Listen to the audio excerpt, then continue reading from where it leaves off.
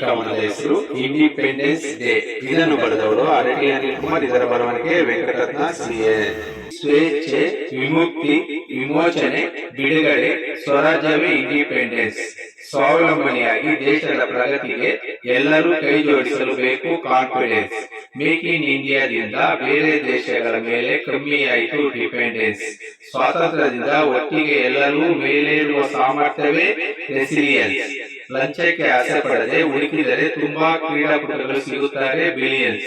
ಬಡವನಿಗೆ ಅಧಿಕಾರಿಗಳಿಂದ ರಾಜಕಾರಣಿಗಳಿಂದ ಇನ್ನೂ ಸಿಕ್ಕಿಲ್ಲ ಫ್ರೀಡಮ್. ದೇಶವನ್ನು ಮುನ್ನಡೆಸುವವನಿಗೆ ಅಭಿವೃದ್ಧಿ ಒಂದೇ ನಿಜವಾದ ಕಿಂಗ್ಡಮ್. ಫ್ರೀಡಮ್ ಸಿಗಲು ಬೇಕಾಗಿದೆ ಜ್ಞಾನ, ಬುದ್ಧಿವಂತಿಕೆಯ ಅನುಭವದಲ್ಲಿ ವಿಸ್ಡಮ್. ಮನಸ್ಸಿಗೆ ಬಂದಂತೆ ದೇಶಭಕ್ತಿ ಗೀತೆಗಳನ್ನು ಆಡಿದೆವು ರ್ಯಾಂಡಮ್.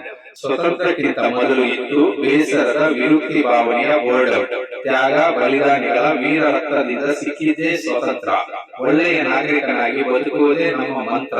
ನಮ್ಮ ಭಾರತವು ವಿಶ್ವಗುರುವಾಗುವುದೇ ಪ್ರಗತಿಯ ತಂತ್ರ. ಜೈ ಹಿಂದ್, ಜೈ ಜವಾನ್, ಜೈ ಕಿಸಾನ್ ನಮ್ಮೆಲ್ಲರ ಯಂತ್ರ.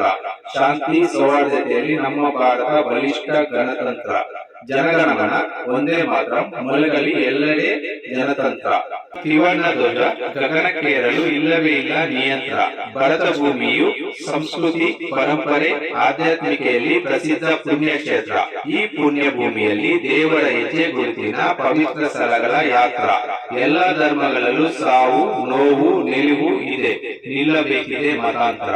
ದೇಶ ವಿರೋಧಿಗಳು, ಆಕ್ರಮಣಕಾರರು ದೇಶವನ್ನು ಹಾಳು ಮಾಡಲು ನಡೆಸುತ್ತಾರೆ ಕುತಂತ್ರ. ಸ್ವತಂತ್ರ ನಂತರ ದೇಶ ವಿಭಜನೆಗೆ ನಡೆದೇ ಹೋಗಿತ್ತು ದೊಡ್ಡ ಷಡ್ಯಂತ್ರ.